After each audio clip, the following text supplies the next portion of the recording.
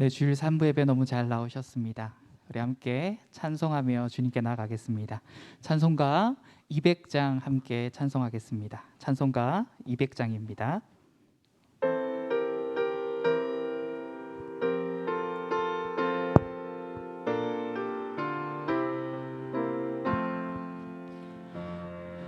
달고 묘한 그 말씀, 생명의 말씀은 귀한 그 말씀, 진실로 생명의 말씀이 나의 길과 믿음 밝히 보여주니 아름답고 귀한 말씀, 생명샘이로다.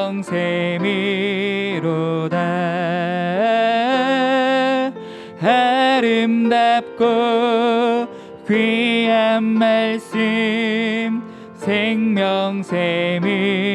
생명샘이로다.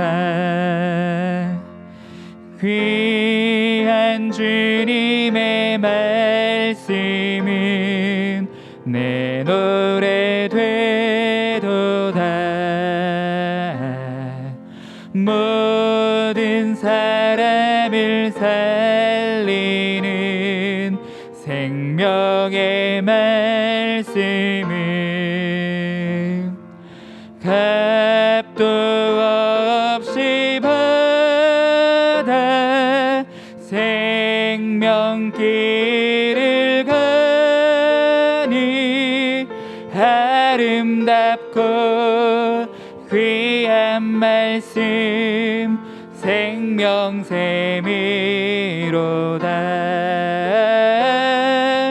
아름답고 귀한 말씀, 생명샘이로다.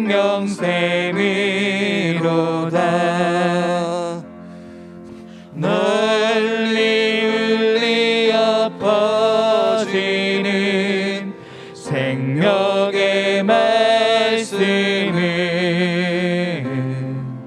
마음의 용서와 평안을 골고루 주나니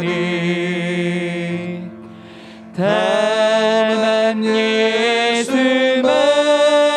말씀 듣고 복을 받네. 아름답고 귀한 말씀, 생명샘이로다.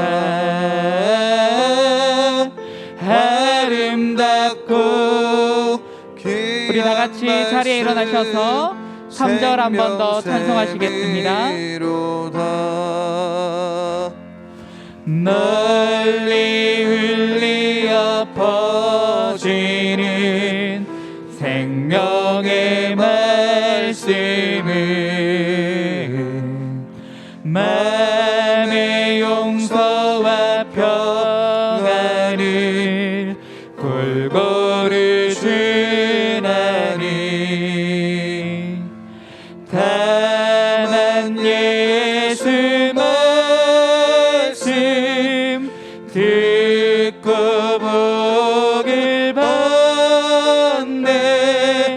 아름답고 귀한 말씀, 생명샘이로다.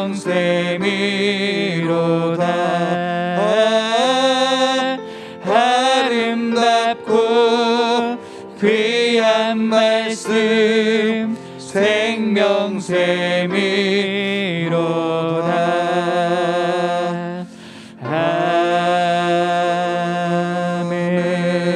아멘. 두 손 들고 찬송가 3장 부르시면서 주일 3부 예배를 하나님께 드리겠습니다.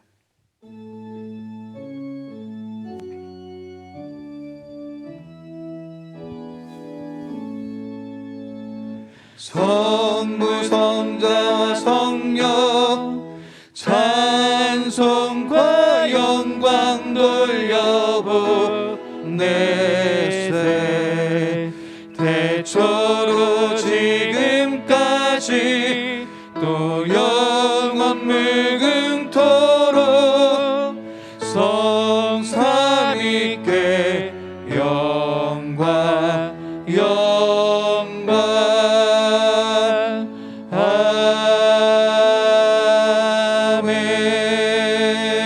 아멘. 사도신경으로 신앙 고백 드리겠습니다. 나는 전능하신 아버지 하나님 천지의 창조주를 믿습니다. 나는 그의 유일하신 아들 우리 주 예수 그리스도를 믿습니다. 그는 성령으로 잉태되어 동정녀 마리아에게서 나시고 본디오 빌라도에게 고난을 받아 십자가에 못 박혀 죽으시고 장사된 지 사흘 만에 죽은 자 가운데서 다시 살아나셨으며 하늘에 오르시어 전능하신 아버지 하나님 우편에 앉아 계시다가 거기로부터 살아있는 자와 죽은 자를 심판하러 오십니다.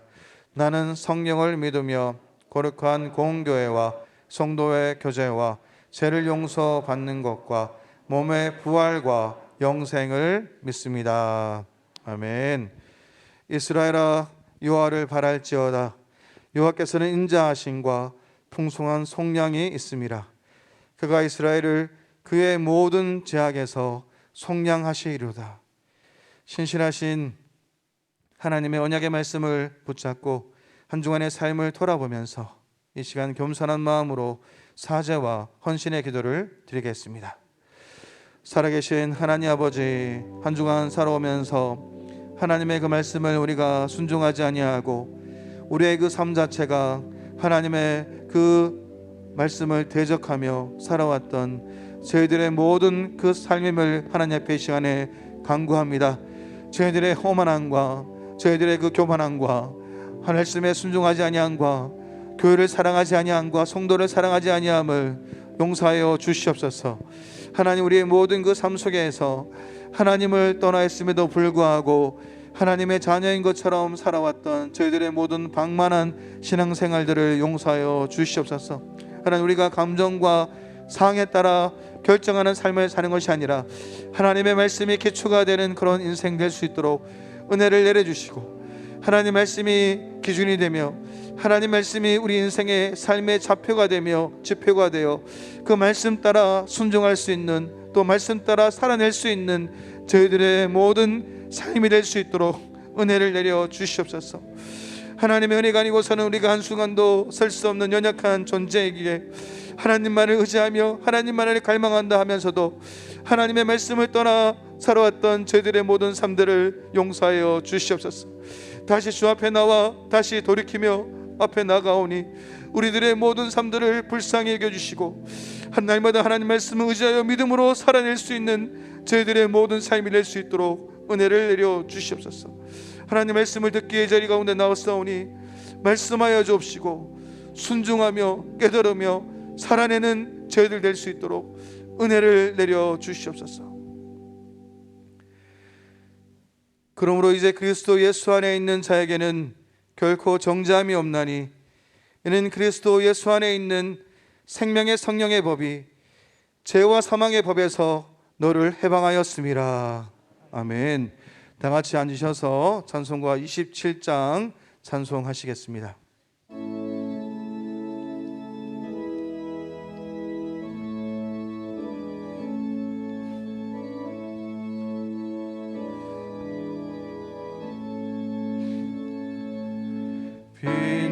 빛나고 높은 보좌와 그 위에 앉으신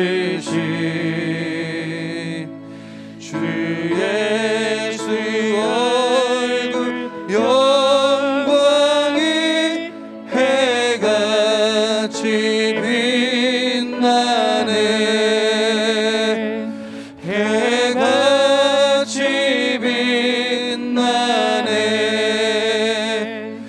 지극히 높은 위엄과 한없는 자비는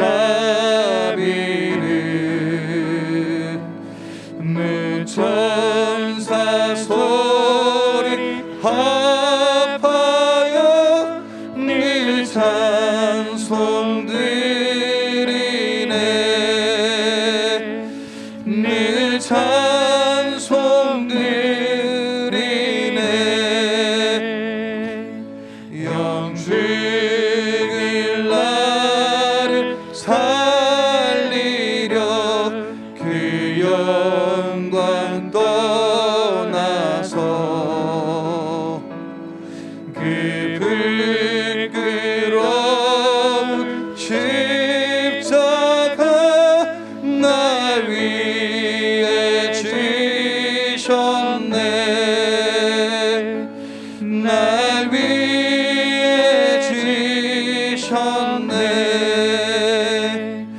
나 이제 생명 있으니 주님의 은혜요 저 사망 권세 이기니 큰 기쁨 넘치네 큰 기쁨 넘치네 주님의 보좌 있는데 전한 몸 이르러 그 영광 몸소 배울 때 내 기쁨 넘치리 내 기쁨 넘치리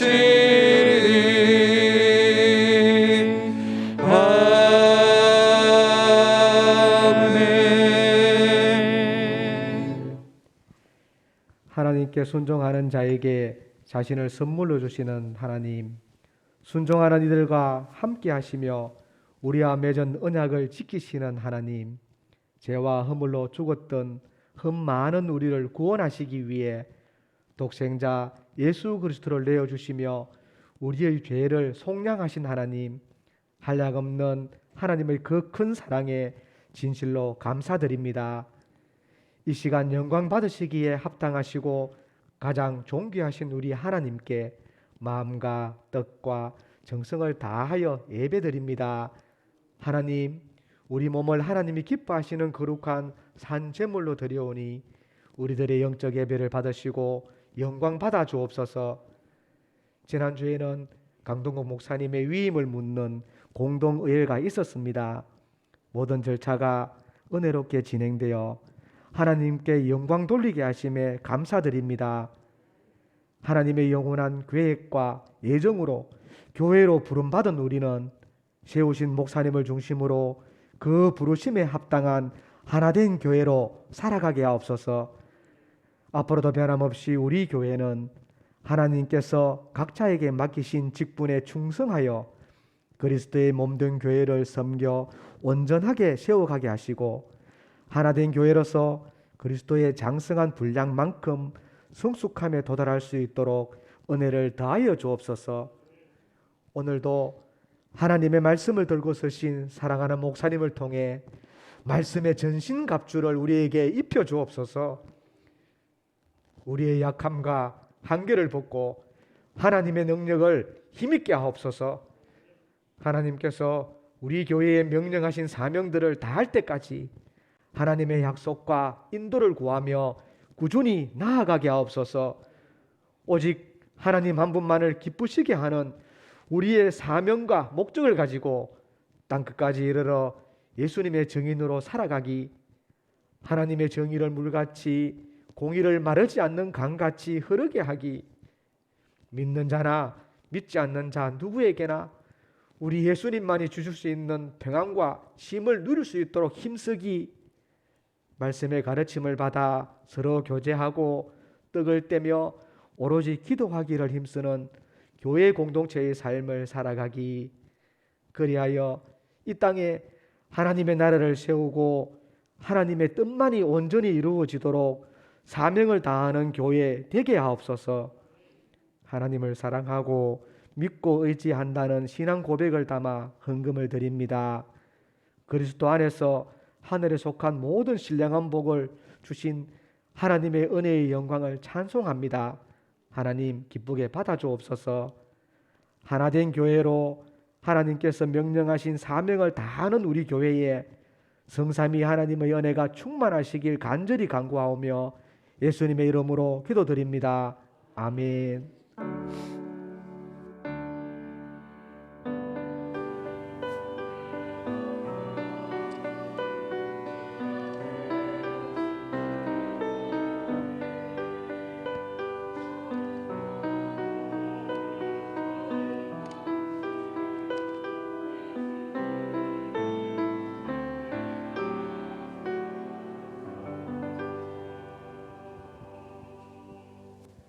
찬송가 215장 부르시면서 준비하신 예물을 봉헌하겠습니다.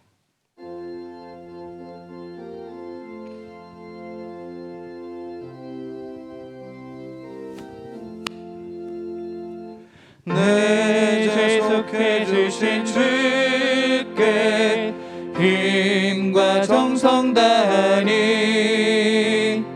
나의 온갖 언행 심사 주를 위한 것일세.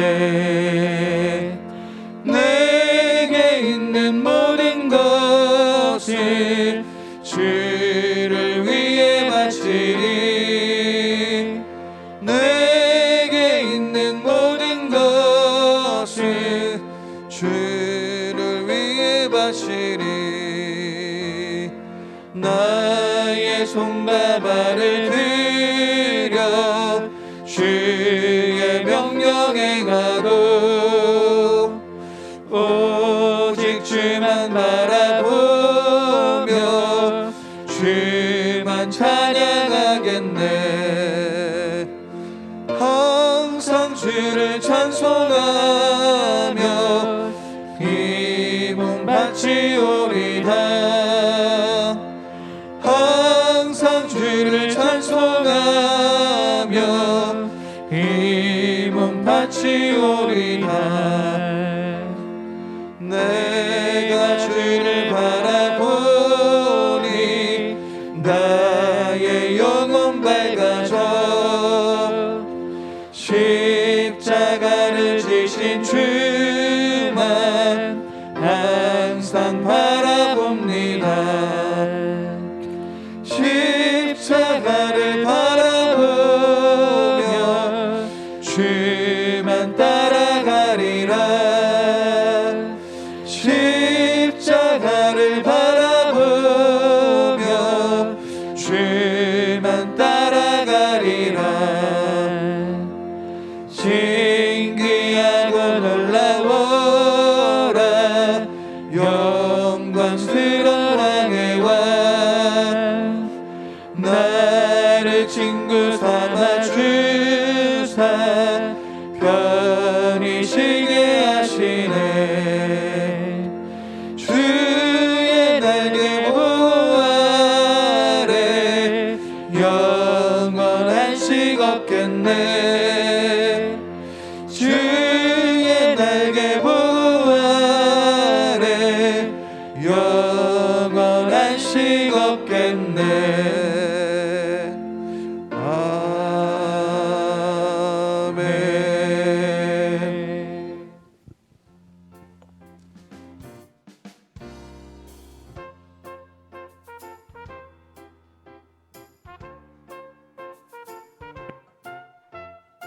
출입은 자유롭게 하되 손 씻기를 해주시고 교회당에서는 마스크를 꼭 착용 바라며 식음료는 나누지 않습니다.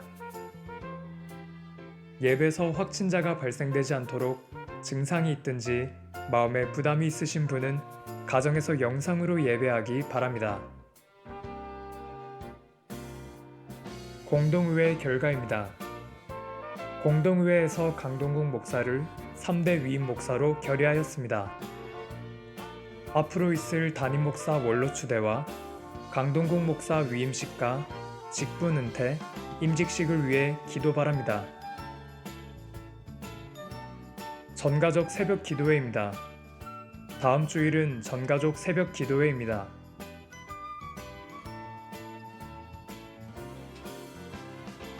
선교 헌신입니다. 오후 예배는 선교 헌신 예배입니다. 목사 장로고시입니다. 남대구 노회 목사 장로고시가 27일 본 교회당에서 있습니다. 남대구 노회 정기회입니다. 10월 4일 본 교회당에서 있습니다.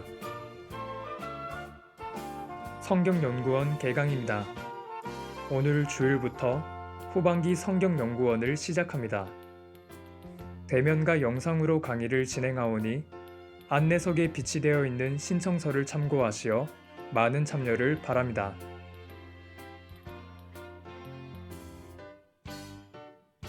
중보기도 모임 안내입니다.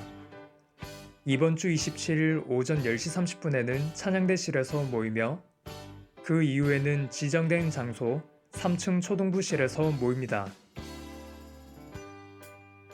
10월 봉사위원 안내입니다. 명단은 주보를 참고하시고 기도로 준비하여 봉사헌신을 바랍니다. 교인 동정입니다. 송성열 군이 26일 월요일 54단에 입대합니다. 김희원 군이 27일 화요일 3사단에 입대합니다. 성도님의 많은 기도와 격려 부탁드립니다. 지금까지 삼성교회 주간 소식이었습니다.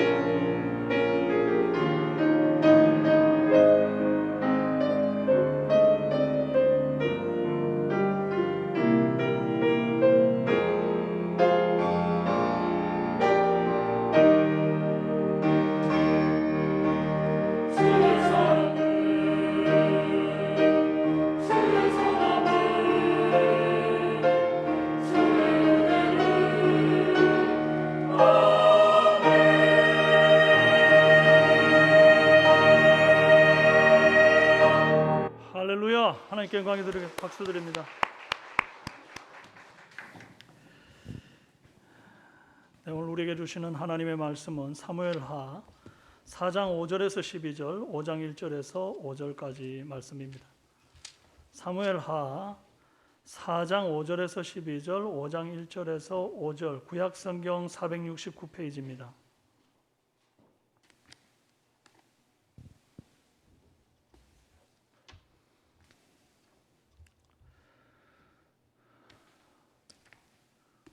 구약성경 469페이지 찾으셨으면 교독하시겠습니다. 부에로 사람 림몬의 아들 레갑과 바하나가 길을 떠나 볕이 쬐을 때 즈음에 이스보셋의 집에 이르니 마침 그가 침상에서 낮잠을 자는지라. 내각과 그의 형제 바나가 밀을 가지러 온차하고 집 가운데 들어가서 그의 배를 지르고 도망하였더라. 그들이 집에 들어가니 이스보셋이 침실에서 침상 위에 누워 있는지라. 그를 쳐 죽이고 목을 베어 그의 머리를 가지고 밤새도록 아라바 길로 가 헤브론에 이르러 다윗 왕에게 이스보셋의 머리를 들이며 아뢰되 왕의 생명을 해하려 하던 원수 사울의 아들 이스보셋의 머리가 여기 있나이다. 여호와께서 오늘 우리 주 대신 왕의 원수를 사울과 그의 자손에게 갚으셨나이다 하니 다윗이 부에로 사람 림몬의 아들 레갑과 그의 형제 바하나에게 대답하여 그들에게 이르되 내 생명을 여러 환난 가운데서 건지신 여호와께서 살아계심을 두고 맹세하노니 전에 사람이 내게 알리기를 보라 사울이 죽었다 하며 그가 좋은 소식을 전하는 줄로 생각하였어도 내가 그를 잡아 시글락에서 죽여서 그것을 그 소식을 전한 갚음으로 삼았거든. 하물며 악인이 의인을 그의 집 침상 위에서 죽인 것이겠느냐. 그런즉 내가 악인의 피 흘린 죄를 너희에게 갚아서 너희를 이 땅에서 없이 하지 아니하겠느냐 하고 청년들에게 명령하매 곧 그들을 죽이고 수족을 베어 헤브론 목가에 매달고 이스보셋의 머리를 가져다가 헤브론에서 아브넬의 무덤에 배장하였더라. 이스라엘 모든 지파가 헤브론에 이르러 다윗에게 나와 이르되 보소서 우리는 왕의 한 골육이니이다. 전에 곧 사울이 우리의 왕이 되었을 때에도 이스라엘을 거느려 출입하게 하신 분은 왕이시었고 여호와께서도 왕에게 말씀하시기를 내가 내 백성 이스라엘의 목자가 되며 내가 이스라엘의 주권자가 되리라 하셨나이다 하니라. 이에 이스라엘의 모든 장로가 헤브론에 이르러 왕에게 나오매 다윗 왕이 헤브론에서 여호와 앞에 그들과 언약을 맺으며 그들이 다윗에게 기름을 부어 이스라엘 왕으로 삼으니라. 다윗이 나이가 30세에 왕위에 올라 40년 동안 다스렸으되 함께요. 헤브론에서 7년 6개월 동안 유다를 다스렸고 예루살렘에서 33년 동안 온 이스라엘과 유다를 다스렸더라. 아멘. 기도하겠습니다. 좋으신 아버지 하나님, 하나님 앞에 온 마음과 온 정성과 온 힘을 다해 예배하기를 원합니다. 아버지 앞에 우리의 중심을 드리오니 주님이 오셔서 받아주시기를 원합니다. 아버지 하나님, 주 앞에 나올 때 우리의 것들을 주님이 사실 모든 것을 주셨기에 주님 주신 것을 인정하며 얼마를 구분하여 10의 1을 올려드린 손길을 하나님 받아 주옵소서. 하나님 또한 선교의 예물과 부흥성장의 예물을 올려드린 손길을 받아 주옵소서. 하나님 아버지, 주께서 우리에게 주신 모든 것에 넘치게 부으신 모든 것에 감사하여 하나님 우리가 정말 이 땅에서 수고하고 애써서 눈물과 수고로 얻은 이 물질을 주님의 것인 줄 알고 올려드렸사오니 받으시고 흠양하며 사용하여 주시는 곳에 주님의 영광 드러나도록 도와주시기 원합니다. 특별히 하나님 복음과 예수 그리스도의 이름이 편만하게 되는데 이 물질이 사용되기를 원하옵고 다음 세대가 분연히 일어나서 이 험한 세상 가운데 하나님의 뜻을 실천하는 귀한 사역에 쓰임 받는데 하나님 역사하여 주시옵소서. 아버지, 우리 교회가 갈수록 다음 세대들이 잘 되고 믿음 안에 성장하고 기둥같이 쓰임 받는 주의 종들이 많이 생겨나는 그런 교회가 되도록 역사하여 주옵소서. 오늘도 이 모양 저 모양으로 섬기고 수고하는 이들이 있사오니 그들을 긍휼히 여기시고 넘치는 은혜로 갚아주시고 동행하여 주시고 함께하여 주옵소서. 오늘 감사의 예물 드렸습니다. 여호와 하나님, 한 주간의 삶을 주님의 사랑으로 인도하시며 힘주시고 은혜 안에 살게 하심 감사드립니다. 9월 한 달도 주 안에서 가족들 지켜주심을 감사합니다. 손자 희원이 군복무 잘할 수 있게 주님 지켜주실 줄 믿고 감사합니다. 평강을 주시는 하나님 감사합니다. 언제나 저와 함께 하시는 주님께 감사합니다. 앞으로의 삶도 주님께서 인도해 줄 줄 믿고 감사드립니다. 범사에 감사함을 드립니다. 늘 함께 하실 줄 믿습니다. 늘 함께 하시고 때를 따라 도우시는 주님의 은혜 감사합니다. 아버지, 오늘도 복된 날 건강 주시어 아버지 전에 와서 거룩한 예배자로 세워주심 감사와 찬송드립니다. 한 주간도 하나님의 은혜 가운데 지켜주심을 감사드립니다. 여호와 하나님 강하고 담대함을 주시옵소서. 하나님, 여러 가지 감사의 기도 제목들을 올렸습니다. 하나님, 어디 이 감사를 올린 자들이 감사한 일들만 있었겠습니까? 힘들고 눈물 나는 순간이 있어도 그것조차 감사로 화하여 아버지 앞에 올려드린 이 감사가 우리 주님께 흠양이 되길 원하고, 모든 성도들 마음 가운데 우러나는 감사로 주 앞에 나아갈 수 있도록 역사하여 주옵소서. 육신이 약한 자들을 주님 고치시고 회복시키시고 치유의 은혜를 베풀어 주시고, 하나님이여, 주께서 그 손으로 한 번만 어루만져 주시면, 그 피 한 방울만 떨어뜨려 주시면 아버지, 우리가 다시 일어나 회복되어 예배 존전에서 주님을 찬양하겠사오니 모든 약한 인생들을 회복시켜 주옵소서. 오늘도 말씀 앞에 서싸우니 세미한 음성으로 말씀하시는 주의 음성에 귀 기울이는 시간 되게 도와주옵소서. 예수님의 이름으로 기도합니다. 아멘. 예, 서로 좌우로 인사합시다. 참 잘 오셨습니다. 사랑합니다. 환영합니다.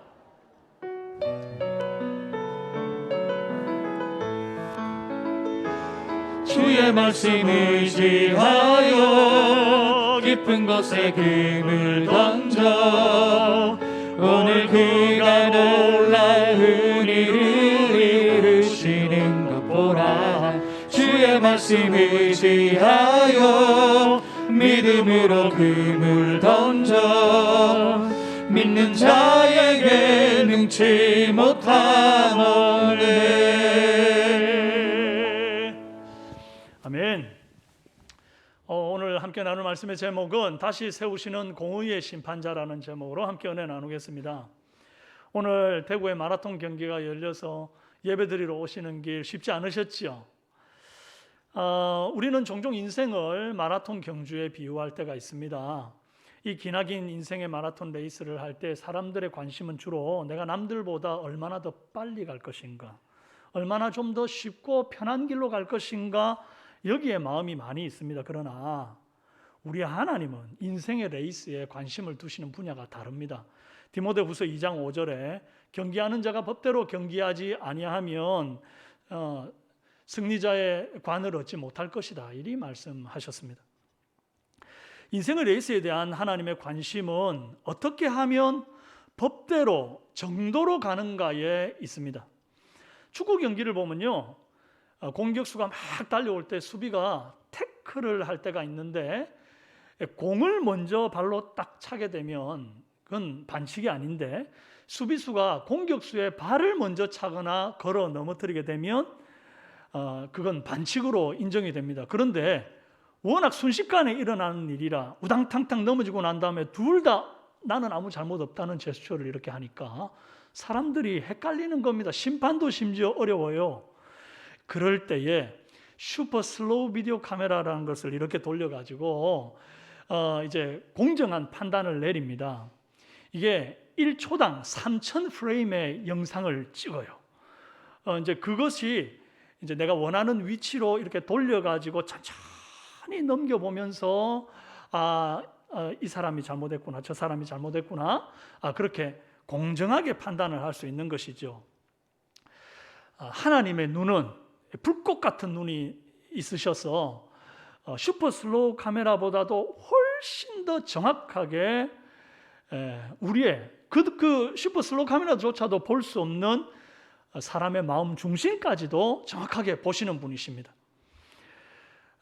그 마음 속에 흑심이 들어 앉았는지, 아니면 뭐 의심이나 복수심이 들어 앉았는지, 아니면 경외심과 충성심, 양심이 들어 있는지, 하나님은 그걸 분명하게 보시고 그의 행위에 따라 정확한 판단을 하시고 심판하시는 그런 공의의 심판자가 우리 하나님이십니다. 하나님은 이스라엘 공동체를 이제 다윗에게 맡겨서 새롭게 할 아주 중차대한 시기에 이 같은 불꽃 같은 눈으로 이스라엘의 공동체를 살피시면서 불법을 행하는 자들을 다 찾아내서 그들을 향해서 레드카드를 주고 믿음의 공동체에서 퇴장을 시킵니다.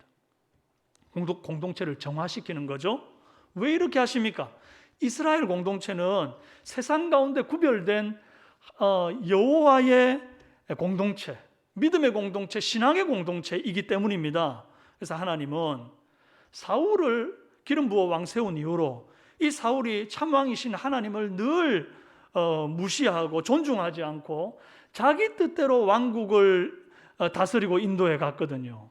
그래서 하나님께서 그런 사울의 모습을 안타까워하시며 그에게 부었던 기름을 거두시고 이스라엘 나라를 공동체를 다시 바르게 세울 목자로 다윗을 택하여 기름을 부으십니다. 하나님은 사울과는 달리 이제 다윗을 좀 더 강하게 훈련시키기로 작정하셔요. 그래서 자그마치 10여 년의 세월을 광야로 사울을 피해서 도망자로 살게 합니다. 그리고는 스스로를 낮추고 하나님만 의지하는 사람으로, 그런 리더십으로 광야에서 다윗을 길러내셔요. 이제 세월이 흘러서 사울이 죽고 드디어 다윗을 나라의 임금으로 세워가지고 이스라엘 나라를 새롭게 하실 순간이 되었습니다. 이제 다시 세우는 하나님의 나라는 이전 사울 왕의 시대보다 더 말씀대로 순종하고 더 죄악을 미워하고 또 더 하나님을 경외하는 나라여야만 합니다. 그러려고 사울을 폐위시키시고 다윗에게 기름 부어 왕을 세우시는 거거든요. 그러므로 이 과정에서 하나님은 이 불법을 마음에 품고 믿음의 공동체를 이용해서 자기 사욕을 채우려는 사람들을 다 찾아내서 하나님이 청소하시는 작업을 하셔요. 물 밑에서 욕망을 숨기고 있다가 정권 교체 시기에 막 나타나가지고는 내가 이 나라에 이만큼 공을 세웠다고 그 공을 내세우면서 한 자리 차지하려는 사람들이 앞다투어서 기회를 붙들기 위해서 물 밖으로 본색을 드러냅니다. 여러분 두더지 게임 해보셨죠? 동전을 넣으면 두더지가 뾰로롱 뾰로롱 이렇게 올라오잖아요. 그러면 뿅망치를 들고 올라오는 두더지 머리를 땅땅 내리치면 왜 때려? 왜 때려? 이렇게 하잖아요. 해보셨죠? 꼭 그것처럼 오늘 이 머리를 내밀면서 자기의 공명심을 드러내면서 막 머리를 내면서 내가 잘났다고 나를 높여달라고 그러는 사람들, 악인들을 하나님께서 하나하나 추적해가지고 하나님의 큰 손으로 마치 뿅망치로 그들의 머리를 내려치듯이 그들을 제거하시면서 공동체를 깨끗게 하시는 그런 섭리를 이번 한 주간 우리가 묵상했던 이 사무엘하 1장에서부터 5장까지에 볼 수가 있습니다. 믿음의 공동체를 다시 세우기 위해서 하나님이 하시는 첫 번째 일이 무엇인가 받아합시다. 공동체를 해치는 공명심의 사람들을 제거하신다. 예, 그 1번 주자가 바로 지난주 사무엘하 1장에서 자기 손으로 사울 죽였다고 뻔뻔스럽게 거짓말을 하면서 사울의 왕관과 팔에 고리를 들고 와가지고는 내가 다윗 당신의 원수 사울을 죽였으니 나를 높여주시고 상 좀 주세요. 이제 그러면서 이제 사울을 죽였다라고 거짓말을 했던 아말렉 청년이 하나 있었죠. 그를 다윗이 그냥 가만두지를 않고 네가 여호와의 기름 부은 자를 죽였다고 네 입으로 말했으니 그 피가 네 머리 위로 돌아갈지라 그러면서 그를 바로 죽여버립니다. 불꽃 같은 눈의 심판자 우리 하나님께서 그에게 레드카드를 딱 내밀어서 공동체에서 아웃 시키십니다. 퇴장시키셨어요. 공명심으로 또 공동체를 해치는 2번 주자가 죽은 사울의 군대 장관 아브넬이라고 하는 사람입니다. 여러분 지금부터 제가 많은 여러 가지 이름들을 얘기하기 때문에 여러분 정신 바짝 차리셔야 됩니다. 딴 생각 잠깐 하면 이게 어디로 갔나 뭐 설교가 산으로 갔나 이런 느낌을 받을 수 있는데 절대 그렇지가 않고 지금 우리가 그동안 매일 성경으로 묵상해 오던 내용에서 공명심을 내세우는 자들을 제가 다 뽑아서 지금 말씀을 드리는데 이름들이 여러 나오니까 헷갈릴 수 있으니 집중하십시오. 이제 이 사울의 군대 장관 아브넬이 공명심을 내세운 2번 주자입니다. 가만 보면 이 사람이 제일 무서운 사람인데, 아브넬이 군대 장관으로서 길보아 전투에서 자기의 죽은 사울과 그 세자가 되는 아들들 요나단, 말기수와 또 아비나답, 이 세 사람을 목숨 걸고 지켰어야 되는 건 아닙니까? 군대 장관이니까. 그런데 이 왕과 세자는 다 죽고 이 아들들은 다 죽고 이 아브넬 군대 장관 혼자 살았어요. 그러면 아니 당연히 패전한 군대 장관으로서 책임을 져야 될 것 아니에요.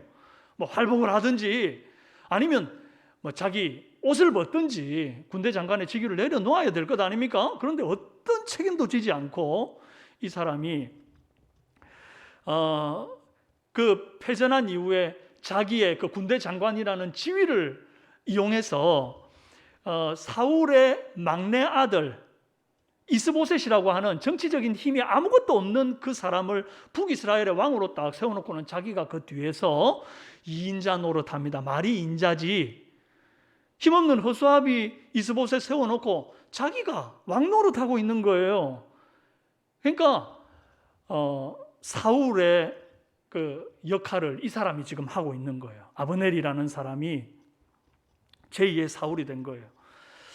아브넬이 왜 이런 짓을 했을까요? 하나님께서 일찍이 다윗에게 기름 부어서 이스라엘의 왕을 세워 공동체를 다시금 세우시려 한다는 이 하나님의 뜻을 아브넬이 몰랐기 때문에 이런 행동을 했을까요? 아닙니다. 처음부터 너무 잘 알고 있었어요. 사무엘하 3장 17, 18절 말씀에 아브넬이 이스라엘 장로에게 말하여 이르되 너희가 여러 번 다윗을 너희의 임금으로 세우기를 구하였으니 이제 그대로 하라. 여호와께서 이미 다윗에 대하여 말씀하시기를 내가 내 종 다윗의 손으로 내 백성 이스라엘을 구원하여 블레셋 사람의 손과 모든 백성의 모든 대적의 손에서 벗어나게 하리라 하셨음이니라 하고 그래요. 그러니까 아브넬이 이미 알고 있었던 거죠. 여호와께서 내 종 다윗의 손을 통해서 블레셋 사람과 모든 대적의 손에서 이스라엘을 벗어나게 하겠다 했던 이 말씀을 아브넬이 너무 잘 알고 있었던 겁니다. 거기에다가 북이스라엘 장로들이 다 마음을 모아서 이스보셋 말고 다윗을 대신 왕으로 세웁시다 여러 번 청거를 했는데 이 아브넬이 군대 장관이다 보니까 안 된다 그러고는 자기가 그걸 가로막았던 거예요. 왜 이렇게 했을까요? 좋게 해석하면 사울의 군대 장관이었으니 사울 집안의 의리를 지키기 위해서 그 사울의 막내 아들을 세우고 계속 왕의 명맥을 이어가려고 했다. 이렇게 보면 참 좋게 보는 것이고 사실은 그 속에 꿍꿍이가 있었습니다. 만약 다윗에게 투항을 해서 다윗을 왕자로 이렇게 앉히게 되면 예전에 사울이 다윗을 막 추격해서 잡아 죽이려고 할 때에 사울의 군대 장관으로 다윗 죽이는데 제일 앞장섰던 사람이 이 아브넬이거든요. 그러니까 다윗이 왕되면 자기가 어떻게 될지가 두려운 겁니다. 불이익을 당할까 두려운 거예요. 그래서 불확실한 위험을 감수하기보다 차라리 허수아비 왕 세워놓고 내가 뒤에서 차라리 북이스라엘을 좀 쥐락펴락 해보자 이런 마음이 있었던 거예요. 그의 선택에는 이스라엘 공동체를 다윗을 통하여 새롭게 만드시고자 하셨던 하나님의 말씀, 하나님의 뜻 전혀 안중에 없습니다. 또 이 아브넬은 여호와의 백성들을 소중히 여기지 않는 사람이었어요. 어떻게 그걸 알 수 있는가 하니 하루는 북이스라엘 진영의 아브넬과 그 신복들, 남유다 진영의 요압과 그 신복들이 기브온 연못가에 이렇게 맞서게 된 사건이 있었습니다. 서로 이렇게 일촉즉발의 못 하나를 사이에 두고 일촉즉발의 상황이었어요. 말 한마디만 잘못해도 이제는 서로 막 싸움이 일어날 판인데 이때 만약에 이 아브넬이 백성들을 사랑하는 사람 같으면 우리가 지파는 서로 달라도 그리고 또 모시고 있던 왕은 달라도 사실 우리가 같은 형제인데 싸워서 뭐 하겠냐 우리가 같이 평안하게 자기 갈 길 가자 이렇게 했었어야 되는 거예요. 그런데 그러지를 않고 이 아브넬이 뭐라고 제의를 하냐니까 요압 너한테서 대표자 12명 뽑아라. 내가 12명 뽑을게. 그러고는 우리 한판 붙어서 누가 힘센지 겨뤄보자 이럽니다. 그러고는 제안한 싸움이 얼마나 잔인한가 하니 1대1로 머리채를 붙잡습니다. 한 손으로. 그러면 한 손 남았죠. 서로가. 그 한 손으로 칼을 들고 옆구리를 찌르는 거예요. 이걸 피할 수 있습니까? 누가 피합니까? 그래서 이 싸움이 시작되자마자 일제히 동시에 땅에 엎드려 죽으니라 그래요. 24명이 동시에 죽습니다. 피가 튀니까 이제 이 군사들의 심장이 벌렁벌렁거리고 막 서로 못 잡아 죽여서 이제 안달인 상황이 일어난 거죠. 그러니까 그날 죽은 사람이 유다 사람 20명, 북이스라엘 사람이 260명, 도합 280명이 그 자리에 죽습니다. 이 아브넬이 그 말 한마디 해가지고 그 나쁜 대결을 제안해가지고 아니 아직 꽃도 피워보지 못한 이 젊은 청년들이 무슨 죄가 있습니까? 왜 그들을 사지로 내몹니까?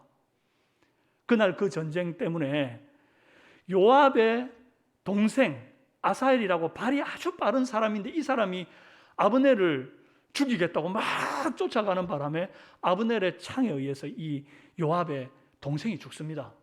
그래서 이 요압이 아브넬을 원수로 여기고 복수를 하려고 이를 갈기 시작합니다. 여러분 왜 이랬냐? 왜 이런 참 의미 없는 대결을 했냐? 동족 간에 아브넬은 사울의 군대 장관이었고 요압은 다윗의 군 지휘관이었기 때문에 하늘 아래 두 해가 있을 수 없다고 다윗이 이제 왕이 되면 군대 장관의 자리는 하나 아닙니까? 그 자리를 차지하려면 지금 내 경쟁 상대를 죽여 없애야 내가 그 자리를 차지하는 것. 게다가 이 아브넬이라는 사람은 굉장히 교만한 사람이었어요. 이 사무엘하 3장 6절 말씀에 사울의 집과 다윗의 집 사이에 전쟁이 있는 동안에 아브넬이 사울의 집에서 점점 권세를 잡으니라 그래요. 권세를 잡으면 변하는 사람들이 있습니다. 그 대표적인 사람이 바로 이 아브넬인데 그가 권세를 그 사울의 집에서 잡자마자 한 행동이 뭔가 하니까 이 사울의 첩 리스바와 통간을 해요. 선왕 사울의 후궁과 동침을 했으니까 이제 왕의 아내를 취했으니 왕의 후계자 같은 행세를 하는 겁니다. 이리 되니 사울의 아들 이스보셋이 가만히 있겠습니까? 그래서 한마디 하죠. 어찌 선왕의 후궁과 통간할 수 있습니까? 한마디 했더니 아브넬이 적반하장으로 막 분이 여기면서 하는 말이 내가 당신한테 은혜를 베풀어서 너하고 이 땅을 다윗 손에 안 넘겼는데 어떻게 나한테 이렇게 대접할 수가 있느냐? 내가 이스라엘의 개머리냐? 이런 말도 안 되는 욕을 하면서 왕한테 협박을 합니다. 내가 이 땅을 다윗 손에 넘기지 않으면 여호와께서 내게 벌을 내리기 원하노라. 이러면서 막 협박을 그래 놓고는 전령을 다윗에게 보내서 이런 협상을 제의해요. 사무엘하 3장 12절 이 땅이 누구의 것이니까? 지금 이 북이스라엘 땅은 다 내 겁니다. 이 아브넬이 이렇게 말하는 거예요. 이 땅이 누구의 것입니까? 또 이르되 당신은 나와 더불어 언약을 맺사이다. 내 손이 당신을 도와 온 이스라엘이 당신에게 돌아가게 하리이다. 아브넬이 지금 다윗과 맺으려고 하는 이 언약에는 굉장히 정치적인 노림수가 있어요. 나라의 절반과 군사력을 아브넬이 자기 손으로 다윗한테 피 한 방울 안 흘리고 넘겨줄 테니 이제 그렇게 되게 되면 다윗 왕국이 세워질 때 그 나라의 1등 공신은 누가 되겠습니까? 당연히 아브넬이 되겠지요. 그러니까 아브넬은 다윗의 최측근 요압을 군대 장관으로 세우지 않고 자기 이 아브넬을 군대 장관으로 세울 수 있는 그런 협상 카드를 쥐고 지금 다윗에게 접근한 것이에요. 그런데 이 협상이 평화롭게 잘 흘러가는 듯 하다가 결국 이 요압에게 아브넬이 암살을 당합니다. 복수를 한 거죠. 죽이기는 요압이 죽였는데 사실은 하나님이 섭리하셔서 아브넬을 죽게 하신 것입니다. 왜 그랬나요? 하나님은 이 아브넬의 교만을 그냥 넘기지를 않으셨어요. 내 손이 당신을 도와 온 이스라엘이 당신에게 돌아가게 하겠다. 여러분, 하나님의 손이 다윗을 도와 온 이스라엘의 왕으로 세우시는 것 아닙니까?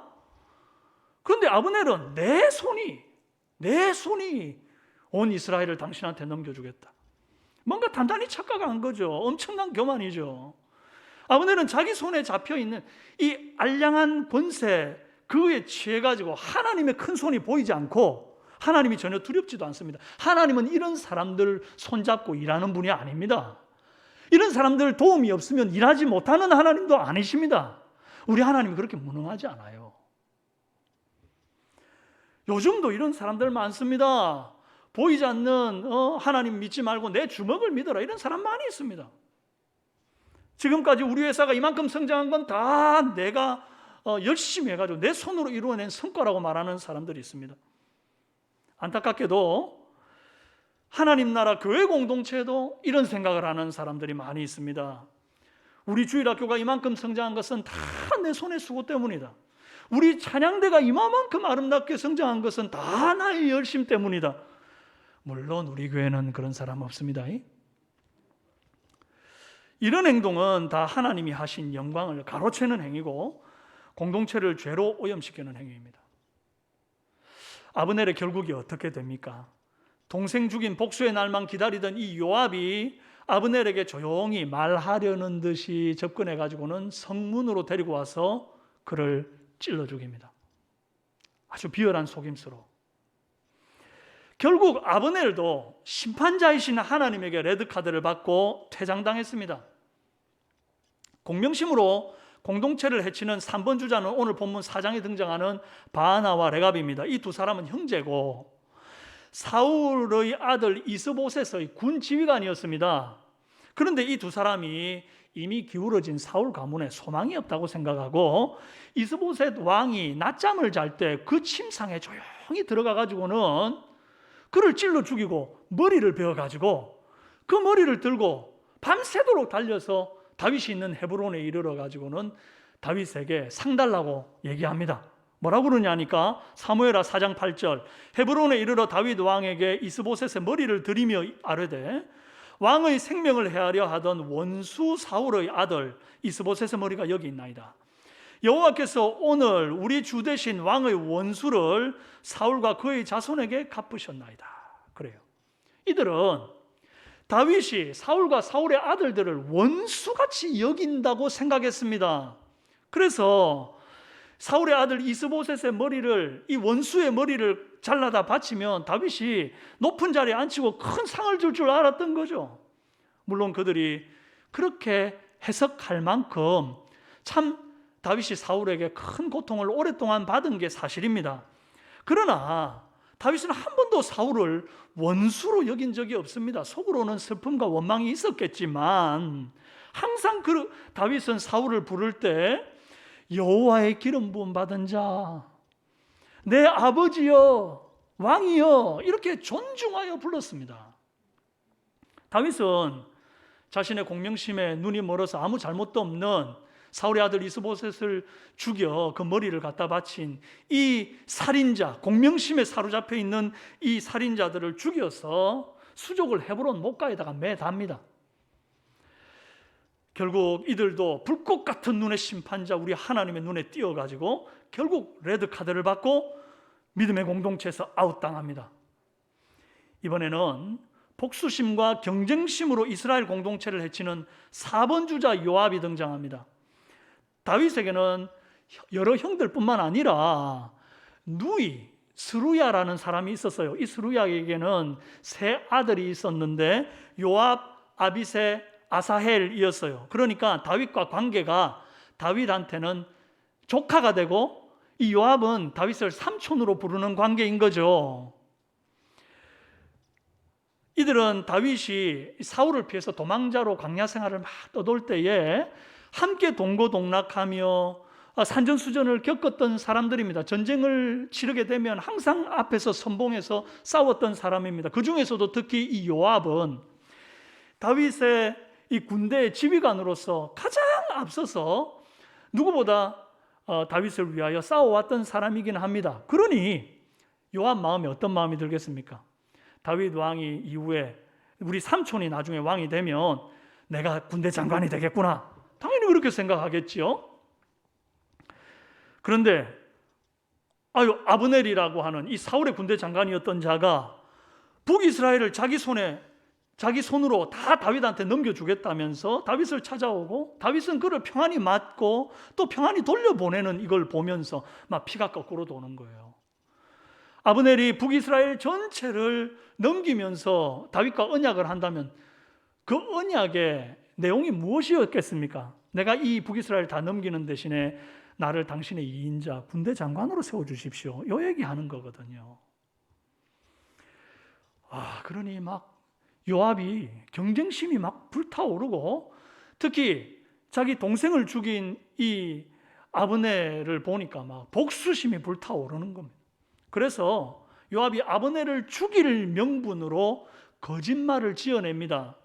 사무엘하 3장 25절 다윗한테 찾아가서 이런 거짓말을 합니다. 왕도 아시려니와 넬의 아들 아브넬이 온 것은 왕을 속임이라. 그가 왕이 출입하는 것을 알고 왕이 하시는 모든 일을 알려 함이니이다. 없는 사실을 지어서 아브넬은 스파입니다 이렇게 말하는 거예요.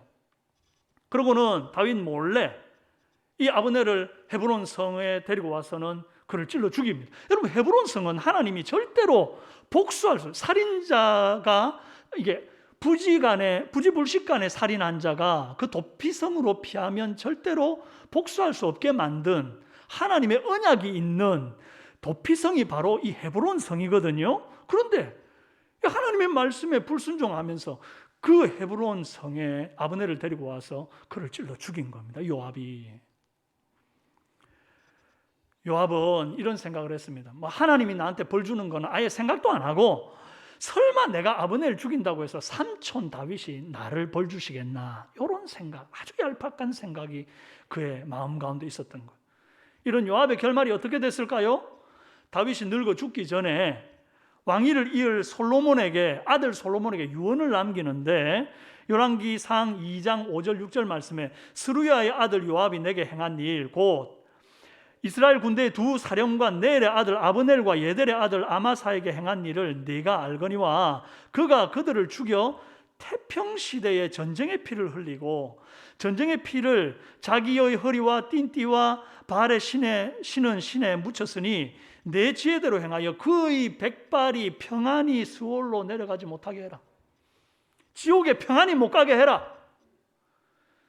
그냥 늙어서 병들어 죽는 거는 이 사람에게 사치다. 그가 절대 그렇게 죽지 못하게 해라. 그 말을 한 거예요, 유언으로. 그랬더니 솔로몬이 다윗 죽고 난 이후에 열왕기상 2장 31절에서 이 유언을 성취하는데 솔로몬 왕이 이르되 그의 말과 같이 하여 그를 죽여 묻으라. 요압이 까닭없이 흘린 피를 나와 내 아버지의 집에서 네가 제하리라. 그러면서 여호야다의 아들 브나야한테 요압 죽이라고 말해요. 이 브나야가 대단한 장수거든요. 요압을 죽여버립니다. 결국 요압도 불꽃 같은 눈의 심판자 우리 주님의 눈에 띄어 레드카드 받고 퇴장당했습니다.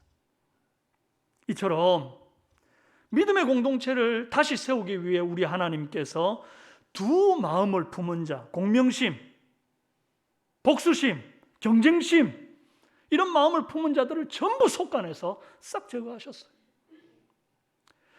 믿음의 공동체를 다시 세우기 위해 우리 하나님께서 두 번째로 하시는 일이 있는데요, 함께 받아합시다. 시작. 참목자를 세우신다. 할렐루야.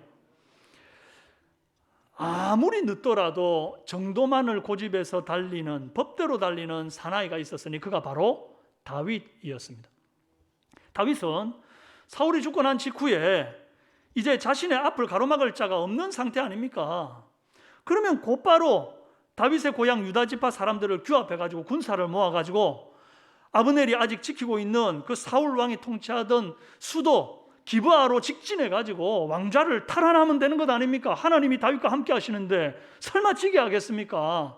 그럼 밀고 들어가면 되는데 다윗이 그리하지 않고 블레셋 땅에 멈춰서서 하나님 앞에 기도를 합니다. 사무엘하 2장 1절 그 후에 다윗이 여호와께 여쭈어 아뢰되 내가 유다 한 성읍으로 올라가리이까? 여호와께서 이르시되 올라가라. 다윗이 아뢰되 어디로 가리이까? 이르시되 헤브론으로 갈지어다. 여러분, 다윗의 이 기도를 한번 보십시오. 내가 사울 왕의 궁궐이 있는 수도 기브아로 올라가리이까? 라고 묻지를 않습니다. 당연히 그렇게 해야 될 것 같은데 그리 안 하고 뭐라고 그래요? 유다 한 성읍으로 올라가리이까? 애초부터 이 아브넬과의 전쟁을 통해서 동족 상잔의 비극을 만드는 건 아예 그냥 기도 제목이 없었던 거예요.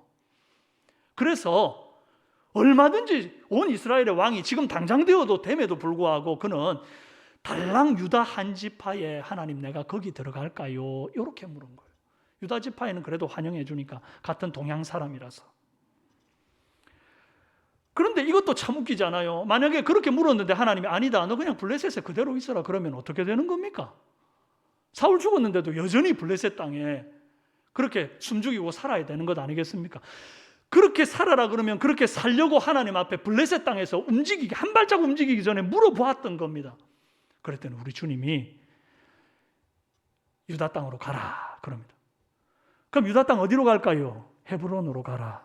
그래서 헤브론에 갔는데 그곳에서 하나님께서 다음 사인을 주실 때까지 7년 6개월을 유다 사람들과 그냥 유다의 왕이 되어 아주 반쪽짜리, 아니 반쪽짜리도 아니고 반에 반쪽짜리 왕이 되어가지고 그 유다 땅에 삽니다.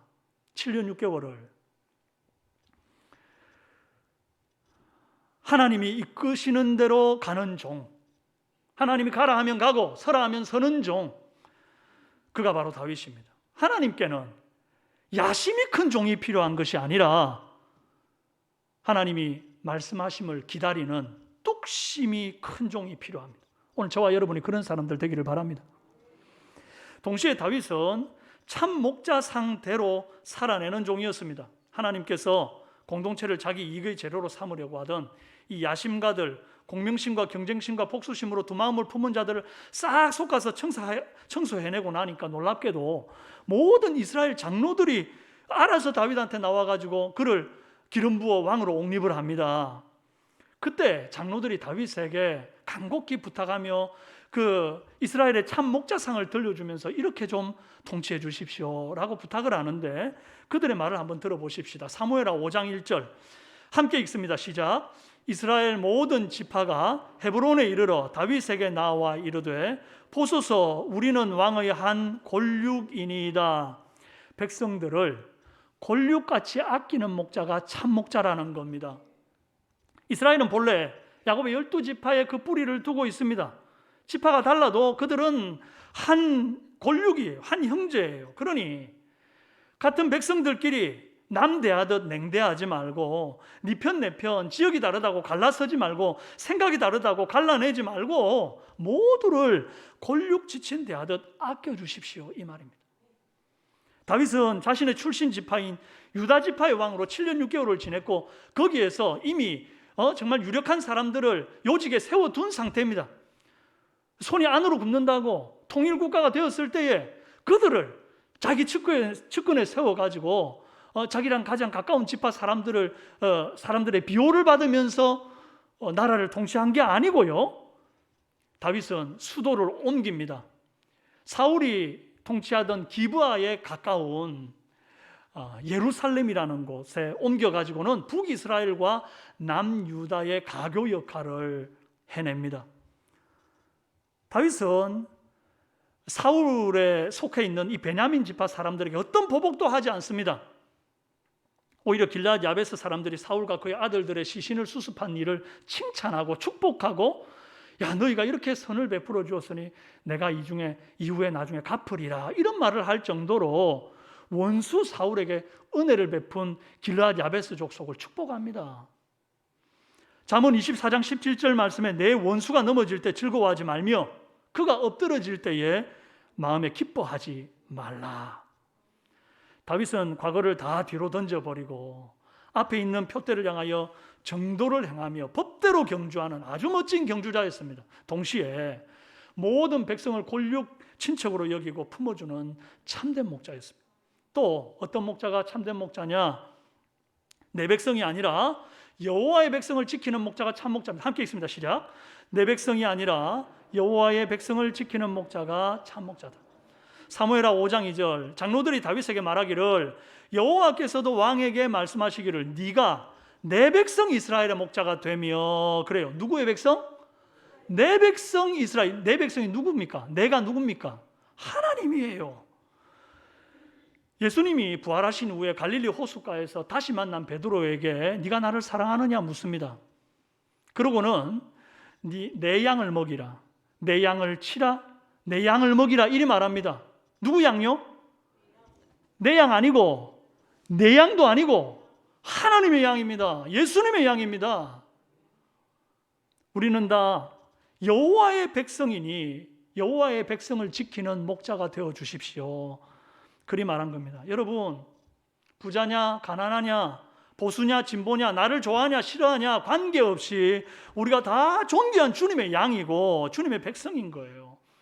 이스라엘의 진짜 왕은 하나님 한 분밖에 없으시고 우리는 그분의 백성이니 당신은 하나님의 백성을 지키는 목자가 되어 주십시오. 백성을 왕의 소유물 다루듯 하지 마시고 당신과 생각 다르다고 차별하지 마시고 하나님이 믿고 양떼를 맡기셨으니 인자한 목자가 되어 이 백성들을 바르게 인도해 주십시오. 그 말인 거예요. 여러분, 어쩌면 세상 모든 사람들이 세상 모든 목회자에게 바라는 마음이 이 마음 아닐까요? 여러분, 저에게도 바라는 마음이 그 마음 아니겠습니까? 그러므로 여러분, 저를 위해서 우리 교회 목회자들을 위해서 기도해 주십시오. 지금까지 34년 긴 세월 한결같이 목자의 사명 충성스럽게 감당해 오신 우리 이정인 목사님의 뒤를 이어서 아직 부족한 것 많은 저와 또 우리 후배 목회자들이 충성스러운 목자로 사명 감당할 수 있도록 여러분 기도 많이 해 주십시오. 성도를 골육친척처럼 아끼고 내 백성 내 양떼, 사람의 백성 사람의 양떼가 아니라 하나님의 백성 하나님의 양떼인 줄 알고 맡기신 사명 겸손히 순종하며 잘 감당하는 참 목자가 될 수 있도록 여러분 기도 많이 해 주십시오. 또한 이것이 어디 목회자에게만 해당되는 말씀이겠습니까? 우리 교회 한 영혼이라도 책임지고 있는 주일학교 교사, 또 목자, 안수함으로 성령의 기름 부음 받은 우리 사랑하는 집사님들, 권사님, 장로님들, 여호와의 백성, 여호와의 양떼를 맡은 참 목자로 다들 살아가실 수 있도록 여러분 서로 기도하는 믿음의 공동체가 되기를 바랍니다. 사랑하는 여러분, 이 땅 어디에나 두 마음을 품은 자들이 있습니다. 내가 이만큼 했으니 나를 높여달라는 공명심, 자신의 앞길에 걸림돌이 되는 자를 향한 경쟁심과 복수심, 이런 마음이 죄악된 세상에는 통할지 모르지만 우리 하나님의 공동체, 교회 공동체에는 절대 통하지 않습니다. 아니, 통해서도 안 됩니다. 이런 두 마음을 품은 자들은 하나님이 불꽃 같은 눈으로 기어이, 오늘 말씀처럼 기어이 찾아내셔서 그들을 하나님 나라 공동체에서 하나님의 손으로 레드카드를 주어 퇴장시키십니다. 약간의 시간차는 있을 수 있지만 결국 하나님의 심판의 칼날이 날아오게 될 것입니다. 사랑하는 여러분, 우리 주님이 손으로 주님의 공동체를 새롭게 하시는 것입니다. 그러니 지금 좀 마음에 들지 않고 좀 둘러가는 것 같아 보여도 모든 사람, 모든 상황을 묵묵히 안고 가는 다윗처럼 오늘 저와 여러분은 심판을 주님께 다 맡겨두고 우리는 우리 믿음의 경주에 좀 집중할 수 있기를 바랍니다. 빨리 가려고 서두르지 말고 편하게 가려고 꾀부리지도 맙시다. 이런 태도가 결국 불법을 행하게 하고 편법을 행하게 하는 것입니다. 오늘 우리 삼성의 성도들은 인생의 경주를 달릴 때 두 마음을 품지 말고 하나님의 말씀의 법대로 달리며 달려갈 길 다 마치고 믿음을 지켜서 마지막 예비된 영광의 면류관을, 이 승리의 면류관을 다 받아 누리는 경주자들이 되시기를 주님의 이름으로 축원합니다. 함께 기도하겠습니다.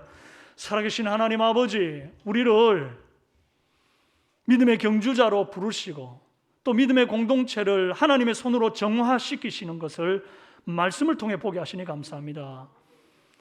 두 마음을 품은 자들, 공명심과 복수심과 경쟁심으로 마음속이 복잡한 사람들, 하나님, 그들의 손잡고 일하는 하나님이 아니신 줄을 말씀을 통해 보았습니다. 하나님이여, 과거는 뒤로 하고 내 앞에 당한 경주를 달리며 특별히 참 목자로서 우리 모든 사랑하는 성도들을 한 골육으로 또 주님의 양으로 여기며 참으로 목양할 수 있는 우리 사랑하는 목회자들이 되고 우리 모든 사랑하는 기름 부음 받은 하나님의 백성들 되게 도와주옵소서. 감사를 드리고 예수님의 이름으로 기도합니다. 아멘. 찬송 516장 찬송합니다.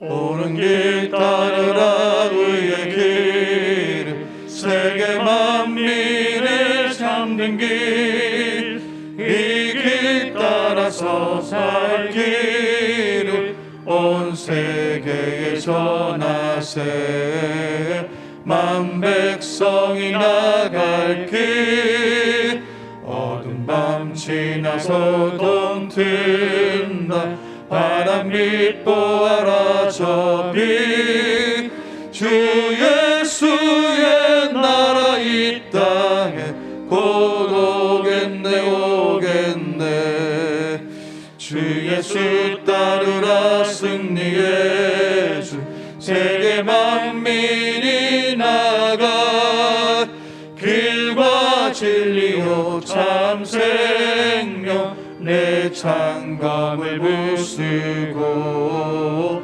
다 따르라 평화 어두운 밤 지나고 동튼다 바람 빛 보아라 저 빛 주 예수의 나라 이 땅에 곧 오겠네 오겠네 놀라운 이 소식 알리어라 세계 만민을 구하려 이긴